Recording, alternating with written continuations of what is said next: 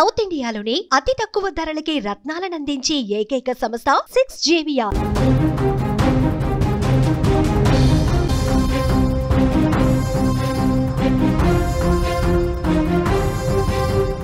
అమెరికాలో దారుణం జరిగింది. ఒక తల్లి చావుకు చాట్ జీపీటీ కారణమైంది. తల్లిని చంపి ఆత్మహత్య చేసుకున్న వైనం కనిపిస్తోంది. చాట్ జీపీటీని బాబీ అని పిలుచుకుంటాడు ఆ వ్యక్తి. నీ తల్లి చంపటానికి ప్రయత్నిస్తోందంటూ చాట్ జరిగింది. అనుమానాలకు ప్రాణం పోసిన చాట్ జీపీటీ చివరకు తల్లిని చంపి ఆత్మహత్య చేసుకున్నాడు ఎరిక్. నిజంగా టెక్నాలజీ యుగంలో రోజు రోజుకి కృత్రిమ మేధస్సు పెరిగిపోతోంది. ఇది మనిషి జీవితాన్ని నాశనం చేస్తున్నటువంటి పరిస్థితి. పూర్తిగా మనిషి జీవితాన్ని కకావికలం చేసేస్తోంది ఈ చాట్ జీపీటీ. తల్లిని చంపి ఆత్మహత్య చేసుకున్నాడంటే ఎంత దుర్మార్గం చూడండి. మనిషి జీవితాన్ని ఎంతో సులభతరం చేస్తుంది అనుకుంటాం టెక్నాలజీ. ఎన్నో మంచి పనులు చేయొచ్చు, కానీ కొన్నిసార్లు ఈ టెక్నాలజీయే ప్రమాదాలకు దారితీస్తుందని నిపుణులు హెచ్చరిస్తున్నారు. అటువంటి ఆందోళనలు నిజం చేస్తూ అమెరికాలో జరిగిన ఒక ఘటన ఇప్పుడు ప్రపంచం మొత్తం చర్చనీయాంశంగా మారింది. ఒక వ్యక్తి తన తల్లిని హత్య చేసి ఆత్మహత్య చేసుకున్నాడు. దీనికి కారణం చాట్ జీపీటీ అని తెలియటంతో పోలీసులు ఆశ్చర్యపోయారు. పోలీసుల విచారణలో ఈ విషయం బయటపడేసరికి ఒక్కసారిగా షాక్. అమెరికాలోని కనెక్టికట్లో ఈ దారుణం జరిగింది. యాహూలో ఉన్నత స్థానంలో పనిచేసిన 56 ఏళ్ల స్టీన్ ఎరిక్ సోల్బెర్గ్ తన గత కొంతకాలంగా మానసిక సమస్యలతో ఇబ్బంది పడుతున్నాడు. మానసిక అనారోగ్యంతో బాధపడతా ఉన్నాడు. తన 83 ఏళ్ల తల్లి సుజాన్ ఆడమ్స్తో కలిసి అతను నివసిస్తూ ఉన్నాడు. ఆశ్చర్యకరంగా ఎరిక్ చాట్ జీపీటీని తన బెస్ట్ ఫ్రెండ్గా భావించాడు. దానికి బాబీ అని ముద్దుగా పేరు కూడా పెట్టుకున్నాడు. ఎరిక్ తన మానసిక సమస్యల వల్ల తన తల్లి, ఆమె స్నేహితులు తనను విషం పెట్టి చంపాలని ప్రయత్నం చేస్తున్నాడంటూ బలంగా నమ్మేశాడు. ఈ అనుమానాలను అతను చాట్ జీపీటీతో పంచుకున్నాడు. అయితే ఆ చాట్బాట్ అతని అనుమానాలు తప్పు అని చెప్పాల్సింది పోయి వాటిని ఇంకా పెంచి పోషించింది, వాటిని బలపరిచే సమాధానాలు ఇచ్చింది. అది సరైందే, నువ్వు పిచ్చివాడివి కాదు, నీ ఆలోచనలు కరెక్ట్ అంటూ సమాధానం ఇచ్చింది చాట్ జీపీటీ. ఈ విధంగా ఆలోచించడం కరెక్ట్ కాదు, నీ తల్లిని ఎందుకు చంపుతుంది, నువ్వు పొరపాటు పడుతున్నావు, ఇది చెప్పాలి. కానీ దీన్ని ఎంకరేజ్ చేసే విధంగా, తల్లి మీద మరింత అనుమానం పెంచే విధంగా చాట్ జీపీటీ ఆన్సర్స్ ఉన్నాయి. ఒకసారి ఎరిక్ తాను కొన్న వోడ్కా బాటిల్ ప్యాకేజింగ్లో తేడా ఉందని, అది తనను చంపడానికి వేసిన ప్లాన్ అని అనుమానించాడు. దీనికి కూడా చాట్ జీపీటీ అక్కడ నువ్వు సరైన దారిలోనే ఆలోచిస్తున్నావు అని సమాధానం ఇచ్చింది. ఇక అతనికి అనుమానం పెరిగిపోయింది. నిజంగానే నన్ను చంపేందుకు ఒక కుట్ర జరుగుతుంది, అది కూడా తన తల్లే చేస్తుంది అని చెప్పి నమ్మేశాడు. ఇలా చాట్ జీపీటీ ఏవైతే సమాధానాలు ఇచ్చిందో ఎరిక్ తన తల్లిపై ఉన్న అనుమానాలను ఇంకా పెంచేసుకున్నాడు. ఒకసారి తాను తినటువంటి చైనీస్ ఫుడ్ రసీదును కూడా చాట్ జీపీటీకి పంపించాడు. అందులో రహస్య సందేశాలు ఏమైనా ఉన్నాయేమో పరిశీలించు అని చాట్ జీపీటీని అడిగాడు. ఆ చాట్బాట్ ఆ రసీదులో కొన్ని కోడ్ భాషలు ఉన్నాయని చెప్పింది. అది నీ ప్రాణాలకు ప్రమాదం అని సూచించింది.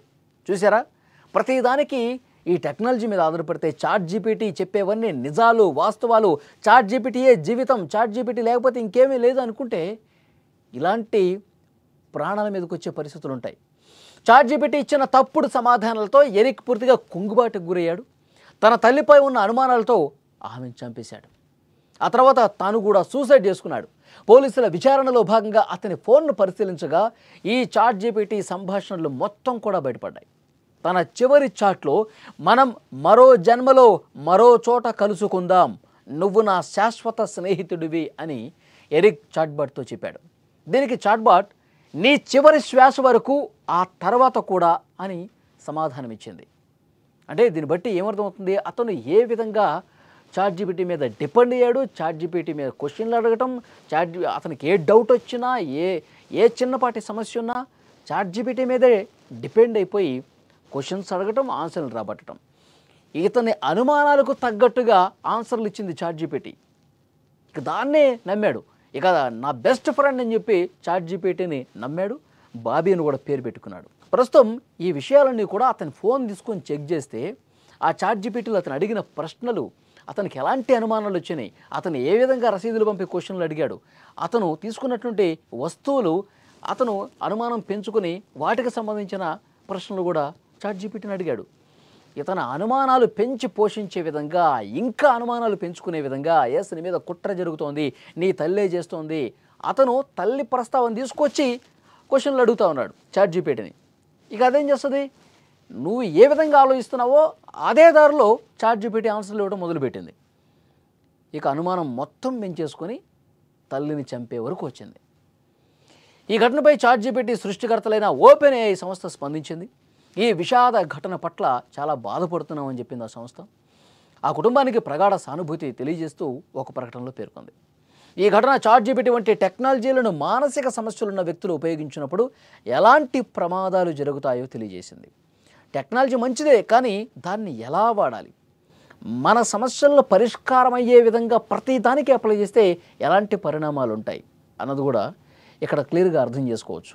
చాట్ జీపీటీ మనం దేనికి అడుగుతాం, మనం దైనందిన కార్యక్రమాల్లో ఏమైనా మనకి ఏమైనా డౌట్స్ ఉంటే, అనుమానాలు ఉంటే, లేదా ఏదైనా సమాచారం కోసం సమాచారం తెప్పించుకోవటానికి మనం వాడాలి. అంతేగాని మనకు ఉన్న పర్సనల్ ఇష్యూస్ అన్నీ కూడా దాంట్లో చాట్ జీపీటీలో పెట్టి అడిగితే మన ఆలోచనలకు తగ్గట్టుగా దాని ఆన్సర్లు ఉంటాయి తప్ప అదేదో కొత్తగా ఆలోచన చేసి హ్యూమన్ బ్రెయిన్తో చేయదు కదా. సో డెఫినెట్గా ప్రతి ఒక్కరు కూడా సీరియస్గా ఆలోచించాల్సినటువంటి విషయం. మనం ప్రతి ఒక్క చిన్న విషయానికి ఈ విధంగా సాంకేతికత మీద ఆధారపడితే, చాట్ జీపీటీ మీద డిపెండ్ అయితే ఇలాంటి పరిణామాలు ఉంటాయి. నిజంగా మానసిక రోగులు ఎవరైతే ఉన్నారో, మానసిక సమస్యలు ఉన్న వాళ్ళు ఎవరైతే ఉన్నారో, మానసికంగా ఇబ్బంది పడే వాళ్ళు ఎవరైతే ఉన్నారో వాళ్ళు ఇలాంటివి వాడకపోవటమే మంచిదని చెప్పి అక్కడ పోలీసులు దర్యాప్తు చేసిన తర్వాత చెప్తున్నటువంటి పరిస్థితి ఉంది. సో డెఫినెట్గా మనం కూడా చాలా సందర్భాల్లో మనం అడుగుతూ ఉంటాం, చాట్ జీపీటీని అడుగుతాం, ఇంకా కొత్త కొత్త టెక్నాలజీస్ వస్తూ ఉన్నాయి. వాటిని మనం ప్రశ్నలు అడిగి సమాధానాలు రాపడుతూ ఉంటాం. అంతవరకే పరిమితం కావాలి. అంతేగాని ఇంకా పర్సనల్గా తీసుకొని, ఇంకా లోతుగా మన పర్సనల్ విషయాలు కూడా పంచుకుంటూ మనం ఏదన్నా సమస్యల్లో ఉండి మనం అదే పనిగా ఆలోచిస్తూ దానికి చాట్ జీపీటీనో లేకపోతే ఇంకొకటో పరిష్కారం చెప్తుంది అనుకుంటే కనుక పొరపాటు. ఇలాంటివి జరుగుతాయి, నిజంగా మనమే ఇబ్బంది పడే పరిస్థితి ఉంటుందని చెప్పి ఈ ఘటన రుజువు చేసిన పరిస్థితి ఉంది. తల్లిని చంపేశాడు కదా, అతను కూడా సూసైడ్ చేసుకుని చచ్చిపోయాడంటే మానసికంగా అతను ఏ స్టేజ్లో ఉన్నాడో అర్థమవుతుంది.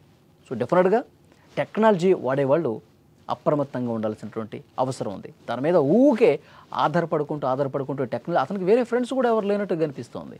ఎందుకంటే అతను కంపెనీలో పనిచేశాడు, మానేశాడు, ఇంట్లో ఖాళీగా ఉంటున్నాడు, మానసిక సమస్యలు ఉన్నాయి, మెడిసిన్స్ వాడుతూ ఉన్నాడు, వేరే ఫ్రెండ్స్ ఎవరు లేరు. మానసిక సమస్యలు ఉన్నవాడికి ఇతర ఫ్రెండ్స్ ఎవరు ఉంటారు, స్నేహించడానికి కూడా ఎవరు ఇష్టపడరు. ఒంటరి జీవితం. అతను కౌన్సిలింగ్కి వెళ్ళాలి. సమస్యలు ఉన్నవాళ్ళు కౌన్సిలింగ్కి వెళ్ళి కౌన్సిలింగ్ తీసుకుంటూ వాళ్ళు చెప్పే విషయాలు వింటూ, వాళ్ళే మెడిటేషన్ చెప్తూ ఉంటారు, ఇంకా ఇతర కార్యక్రమాలు ఏవే ఉంటాయి అవి పాటించాలి. మానసికంగా కుదుటపడటానికి ఏవైతే పరిష్కార మార్గాలు ఉన్నాయో ఆ విధమైనటువంటి చికిత్స తీసుకోవాలి. అట్లా ఒంటరిగా ఉండి సాంకేతికతను నమ్ముకొని పోతే ఇలాంటి పరిణామాలే ఉంటాయన్నది కూడా చాలా స్పష్టంగా అర్థమవుతుంది.